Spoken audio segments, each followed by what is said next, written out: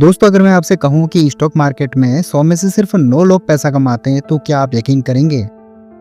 शायद आप सोच रहे होंगे मैं मजाक कर रहा हूं, लेकिन ये कोई अफवाह नहीं बल्कि सेबी की ऑफिशियल रिपोर्ट है जो कहती है कि 100 में से सिर्फ 9 लोग कंस्टेंट प्रॉफिट कमाते हैं, बाकी 91 लोग घाटे में रहते हैं। अब जरा सोचिए, किसी एग्जाम में 100 में से 91 बच्चे फेल हो जाएं तो आप उस एग्जाम को आसान कहेंगे? अगर किसी गेम में 91 लोग हार जाएं तो आप उस गेम को नॉर्मल गेम मानेंगे? तो फिर स्टॉक मार्केट को लोग इतना आसान क्यों समझ लेते हैं? तो दोस्तों, आज के इस वीडियो में हम समझेंगे कि वो रिटेल ट्रेडर्स फेल होते हैं, उनकी सबसे कॉमन गलतियां क्या होती हैं, साइकोलॉजी और इमोशंस कैसे उनके खिलाफ काम करते हैं, हिस्टोरी और डाटा हमें क्या बताते हैं, और सबसे आखिर में रिवील करेंगे गोल्डन रूल्स जो आपको 91% लूजर से निकालकर 9% विनर्स की कैटेगरी में खड़ा कर सकते हैं। और हाँ, अगर आप ऐसे ऑथेंटिक और इन्फॉर्मेटिव वीडियोस रेगुलरली देखना चाहते हैं तो मेरे चैनल को सब्सक्राइब जरूर कीजिएगा। दोस्तों, अब चलते हैं टॉपिक की ओर और इस प्रॉब्लम को एक कहानी से समझते हैं। ये मान लीजिए रमेश एक मिडिल क्लास आदमी है, नौकरी करता है और महीने में 35,000 रुपये कमाता है। घर चलाने के बाद थोड़ी सेविंग उसके पास बचती है। वो सोचता है क्यों ना इन पैसों को मैं ग्रो करने के लिए स्टॉक मार्केट में इन्वेस्ट करूं। एक दिन उसका एक दोस्त उसके पास आता है और उससे कहता है कि मैंने 3 महीने में 20% प्रॉफिट स्टॉक मार्केट से कमाया। उसकी बात सुनकर रमेश इंस्पायर हो जाता है। उसने अपनी मेहनत की बचत 50,000 रुपये मार्केट में डाल दिए। पहले ही हफ्ते में रमेश को 2,000 का प्रॉफिट हो जाता है। उसकी खुशी का तो ठिकाना ही नहीं रहता है। उसको लगा कि अब तो मेरा जैकपॉट हो गया, अब तो मैं जल्द ही अमीर बन जाऊंगा, करोड़पति बन जाऊंगा। वो लेकिन मार्केट हमेशा आपकी उम्मीद के हिसाब से नहीं चलती। कुछ हफ्तों बाद मार्केट गिर गया और रमेश ने पैनिक में आकर सारे शेयर बेच दिए।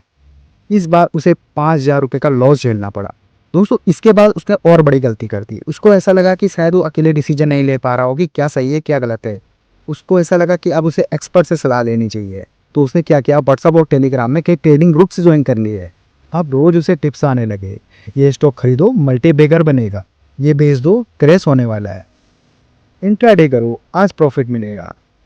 और रमेश ने इन्हीं टिप्स को फॉलो करना शुरू कर दिया। शुरुआत में थोड़ा प्रॉफिट हुआ, कॉन्फिडेंस भी बढ़ा, लेकिन बाद में बड़े बड़े लॉस होने लगे। कभी 2,000 का लॉस तो कभी 5,000 का लॉस। एक दिन उसे इंट्राडे ट्रेड में एक ही दिन में 15,000 रुपये का लॉस हुआ, जिससे उसके होश उड़ गए। 6 महीने बाद उसकी पूंजी 50,000 से घटकर सिर्फ 25,000 रह गई। अब रमेश सोच रहा था गलती मार्केट की थी या मेरी। दोस्तों, ये कहानी सिर्फ रमेश की नहीं है, ये भारत के लाखों रिटेल ट्रेडर्स की कहानी है। हर साल करोड़ों लोग रमेश जैसी गलती करते हैं। थोड़ा प्रॉफिट, ओवर कॉन्फिडेंस, टिप्स पर भरोसा और आखिर में लॉस। और रमेश ने वही गलती की जो 91% लोग करते हैं। उसने गोल्डन रूल्स को इग्नोर कर दिया। अब आप सोच रहे होंगे गोल्डन रूल्स क्या है, तो थोड़ा इंतजार कीजिए, हम आपको बताएंगे। अब दोस्तों, थोड़ा फैक्ट और फिगर देख लेते हैं। सेबी की 2025 की रिपोर्ट कहती है कि 91% ट्रेडर्स जो है वो घाटे में रहते हैं। सिर्फ 9% ट्रेडर्स ऐसे हैं जो कंसिस्टेंट प्रॉफिट कमा रहे हैं।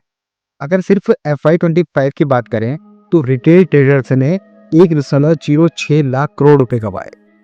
अब आप ये समझ लीजिए, इतने पैसों से पूरा दिल्ली मेट्रो का नया फेस बनाया जा सकता है। तो पिछले 3 साल में रिटेल डेरिवेटिव ट्रेडर्स ने यानी कि FNO ट्रेडर्स ने कुल 1.81 लाख करोड़ रुपए कमाए हैं। ये रकम भारत के शिक्षा मंत्रालय के पूरे साल के बजट से भी ज्यादा है। तो इंट्राडे ट्रेडिंग का सच क्या है? 70% ट्रेडर्स पहले ही साल बाहर हो जाते हैं। और ये सिर्फ भारत की बात नहीं है, अगर आप अमेरिका में देखें तो 80% ट्रेडर्स जो होते हैं वो फेल होते हैं। यूरोप और चीन में 85% से ज्यादा ट्रेडर्स घाटे में रहते हैं। यानी चाहे भारत हो या अमेरिका, पैटर्न सब जगह एक जैसा है। रिटेल ट्रेडर्स का हाल पूरी दुनिया में लगभग एक जैसा है। और दोस्तों, हम आपके लिए ऐसे ऑथेंटिक डाटा और आसान एक्सप्लेनेशन हर हफ्ते लाते हैं।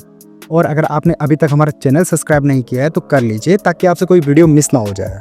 तो दोस्तों, अब सवाल ये है कि इतने लोग हारते क्यों हैं? तो सबसे पहला कारण है लिवरेज। दोस्तों, एक चीज और बता दूं, यहाँ पे कुछ ऐसे टर्म्स आ सकते हैं जिनको आप समझने में थोड़ा मुश्किल महसूस करें। तो अगर आप नए हैं स्टॉक मार्केट में तो आपको थोड़ी कठिनाई जरूर आ सकती है। तो आप ऐसे टर्म्स को कमेंट बॉक्स में कमेंट कर सकते हैं ताकि मैं उनको और डेफिनेशन में समझा सकूं। तो दोस्तों, लिवरेज का अर्थ है लोग उधार की ताकत से बड़ी पोजीशन बना लेते हैं। मान लीजिए आपके पास 1 लाख रुपए हैं और आपने लिवरेज लेकर उसे 5 लाख कर दिया और पोजीशन बना ली। लेकिन मार्केट अगर सिर्फ 2% गिरता है तो आपका लॉस हो जाएगा 10,000 का। दूसरा कारण है नॉलेज की कमी। लोग कंपनी की बैलेंस शीट नहीं देखते, सिर्फ किसी की टिप पर पैसा लगा देते हैं। तीसरा कारण है शॉर्ट टर्म का लालच, जल्दी अमीर बनने की चाह, जल्दी प्रॉफिट की उम्मीद। चौथा कारण है हेड मेंटेलिटी, यानी कि जो भीड़ कर रही है वो मैं भी करूँगा। पांचवा होता है ओवर कॉन्फिडेंस। एक प्रॉफिट होते ही ऐसा लगता है कि सब कुछ आ गया।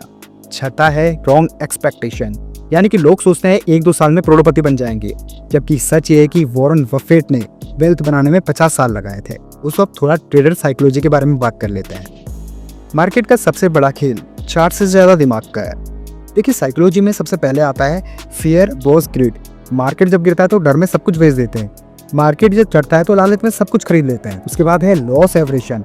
प्रॉफिट की खुशी छोटी होती है लेकिन लॉस का दर्द बहुत बड़ा होता है, इसलिए लोग गिरते हुए शेयर को पकड़े रहते हैं। इसके बाद आता है फोमो।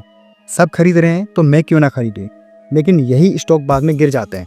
मैं दोस्तों इन सब चीज़ों का डिटेल वीडियो भी बना सकता हूँ, लेकिन वीडियो बहुत लंबी हो जाएगी और हो सकता है बोरिंग भी हो, इसलिए मैं इसको शॉर्ट में ही बना रहा हूँ। इसके बाद आता है कन्फर्मेशन बेस। जिस स्टॉक में पैसा लगाया उसके बारे में सिर्फ पॉजिटिव न्यूज़ ढूंढना। इसके बाद आता है ओवर ट्रेडिंग। दिन भर थ्रिल के लिए ट्रेड्स करना, लेकिन चार्जेस में प्रॉफिट उड़ जाता है। तो दोस्तों अब कुछ इतिहास के बारे में बात कर ले कि इतिहास हमें क्या सिखाता है। 1992 में हर्षद मेहता स्कैम होता है, लाखों लोग डूब गए। 2001 में खेतान पारेख स्कैम होता है, इन्वेस्टर फंस गए। 2008 में ग्लोबल फाइनेंशियल क्राइसिस आता है, सेंसेक्स 21,000 से 9,000 आ जाता है। 2020 में, जो कि आप सबने देखा होगा, कोविड क्रेश आता है, सेंसेक्स एक माह में 40% गिर जाता है। और जिन्होंने पैनिक में बेच दिया उस समय वो हार गए, और जिन्होंने पेशेंस रखा वो प्रॉफिट में निकले। तो यही है दोस्तों स्टॉक मार्केट। तो दोस्तों क्या मार्केट से कमाना इम्पॉसिबल है? वो मुझे तो नहीं लगता। जरूरत है सही टूल्स और स्ट्रेटजी की। बिगिनर्स जिन टूलों को यूज कर सकते हैं वो है स्किनर्स.इन। ये कंपनी का एनालिसिस करती है। मनी कंट्रोल आप देख सकते हैं न्यूज अपडेट्स के लिए। ट्रिकर टेप है, ये भी वैल्यूएशन बताती है। और इसके अलावा अगर आप चार्ट देखना चाहते हैं तो इसके लिए है ट्रेडिंग व्यू। तो दोस्तों आपको अगर ये वीडियो अच्छा लगा हो और आप चाहते हैं कि इस तरीके के वीडियो आगे हम और लाएं, तो आप किस टॉपिक पर वीडियो चाहेंगे? 3 ऑप्शन आपके पास है, फंडामेंटल एनालिसिस, टेक्निकल एनालिसिस या फिर मल्टीबैगर स्टॉक। आप कमेंट में 1, 2 या 3 बताएं।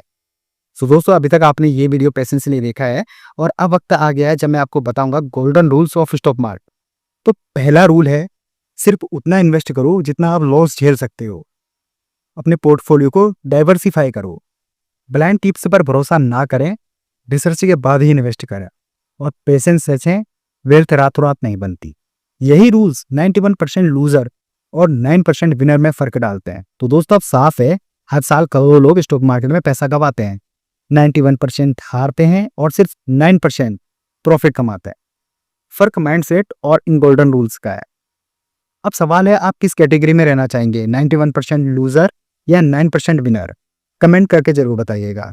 और अगर आपको ये वीडियो अच्छा लगा हो तो इसे शेयर जरूर कीजिए और चैनल को सब्सक्राइब करना मत भूल, क्योंकि स्टॉक मार्केट से जुड़ी सही जानकारी हम हर हफ्ते आपके लिए लाते रहेंगे।